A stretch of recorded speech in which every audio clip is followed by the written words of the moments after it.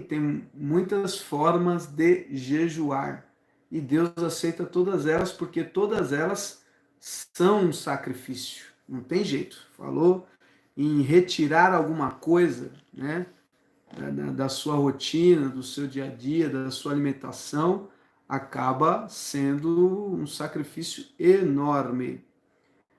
O irmão Fernando está perguntando aqui, como Jesus ficou 40 dias e 40 noites em jejum? E nós, obviamente, não conseguimos ficar, né? 24 horas até conseguimos, né, irmão Fernando? A ciência diz que nós conseguimos ficar sem comer por 7 dias. É um sofrimento longo, né? Mas a gente consegue ficar 7 dias sem comer. E aí a pessoa tem os sintomas, né, da abstinência do alimento, né? Da dor de cabeça, dor nos olhos, dor no ouvido, dor no estômago, da tontura, vista escurece, tem muitos sintomas, né? Mas a pessoa consegue aproximadamente, uns menos, outros mais, a média é 7 dias sem comer, sem o alimento sólido, né? Agora, sem água, que é o negócio. Sem água, nós conseguimos ficar no máximo 3 dias apenas, né? Então, o jejum, se você fizer aquele jejum de não comer, mas beber água, você aguenta ficar mais tempo, né? Sem comer e sem beber é um jejum bem forte, bem assim, maltrata bem a carne. Então, se a intenção é enfraquecer a carne, esse jejum sem água e sem alimento sólido, né, absoluto, seco, zero, esse aí enfraquece qualquer carne, né? Então, dependendo da situação que você estiver enfrentando na guerra espiritual, né, esse jejum ele tende a dar o objetivo mais rápido, né? Mas todos os jejuns são válidos e todos Deus manifesta a glória dele, né? Como Jesus ficou, eu vou pegar minha Bíblia aqui, ó. Essa Biblinha aqui também é antiga minha. Deixa eu mostrar aqui a data para vocês. Ela é de 2003, tá até sujinha, meu Deus, aqui ó. No Face deu para ver, no YouTube também. 2000, eu estava em São Miguel Paulista, que eu levava muito pro monte, aí sujou, caiu, né? Mas vamos lá. Essa Bíblia aqui eu acabei encapando, passei fita crepe nela, que a capa estava toda, né, já quebrando. Fita crepe e por cima da fita crepe, durex, daquele mais grosso. Aí a gente pega, agride menos o material. Ficou até mais rígida, né? Ficou pesada e boa. Dá para viver mais ainda uns 20 anos aqui na minha mão. Amém?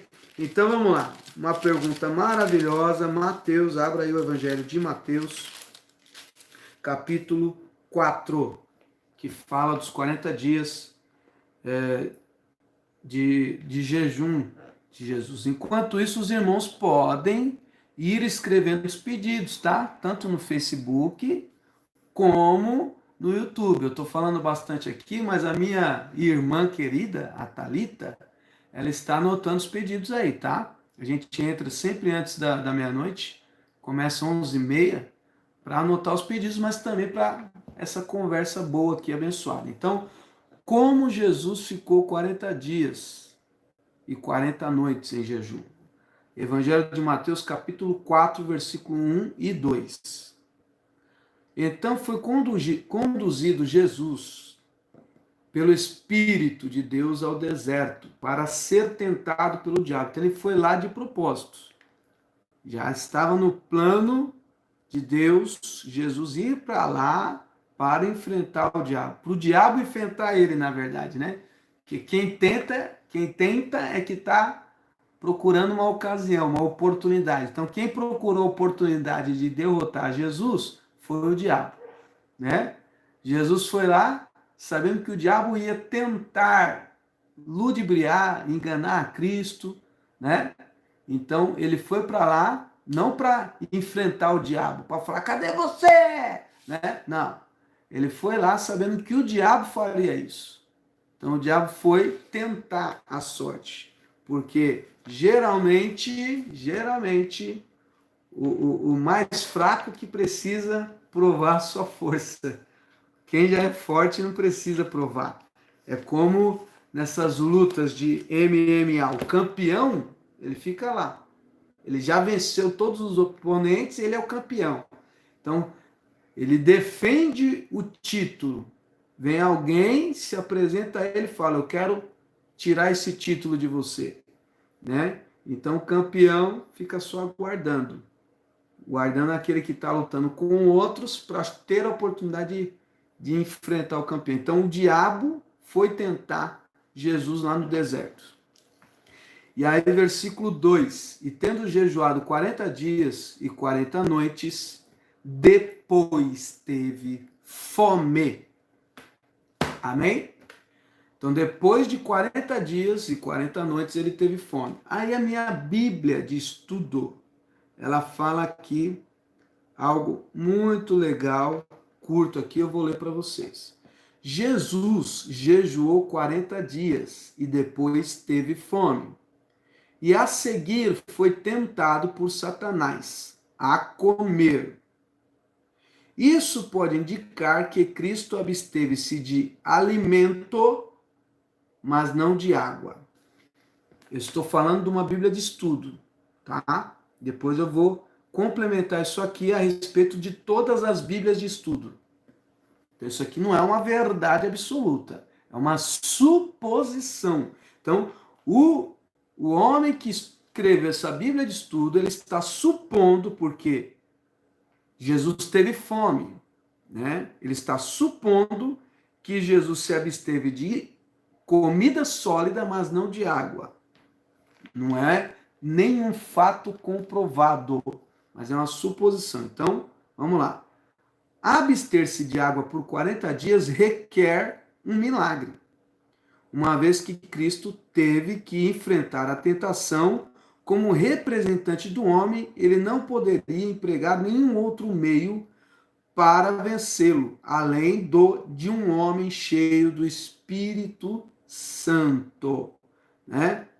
Então aqui, nesta passagem, nessa explicação aqui, ele deu ênfase à questão da água, que Jesus se absteve de comida sólida, mas não de água, usando aquele princípio de ciência que eu estou te falando, que a pessoa ela fica mais fraca primeiro por falta da água, não por alimento, né? Então, como ele teve fome e não sentiu sede, supõe-se que ele bebia água, tá?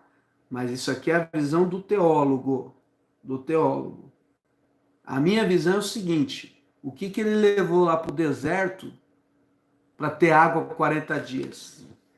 Eu sozinho aqui, na minha casa, aqueles filtros de barro, né? Tem 2 filtros de barro aqui. Como está todo mundo em casa, o filtro não dá conta. Eu nem sei quantos litros é o filtro. Tem hora que eu tenho que pegar água da torneira mesmo. Eu tomo dessa garrafinha aqui, ó, por dia, sem fazer força, umas 4, 5 garrafinhas. 6 garrafinhas dessa aqui. Dá em torno de 3 litros de água. No deserto, um sol terrível. Né? Vamos colocar uma matemática aqui, a minha matemática, é a visão do mensageiro Nelson. Vamos colocar num sol escaldante, vamos que ele segurava a onda ali, bebia 1 litro de água por dia. Ele precisaria de 40 litros de água. Vocês já carregaram um balde de 18 litros de água? Um botijão de 13 litros? Ele estava com camelo, ele tinha uma carroça para carregar isso? Então, a minha visão quebra essa justificativa que está aqui nessa Bíblia. Aí eu vou falar sobre Bíblia, depois eu volto no jejum, né? Enquanto isso, vão escrevendo os pedidos de oração aí. Nem toda a Bíblia de estudo é boa para nós. Essa que eu tô é boa. Embora eu esteja criticando ela, eu a considero boa. E eu vou explicar por que nem toda a Bíblia de estudo é boa. Os cristãos, os evangélicos, eles são divididos em pelo menos duas tendências, três tendências, certo? Evangélico é tudo igual? Não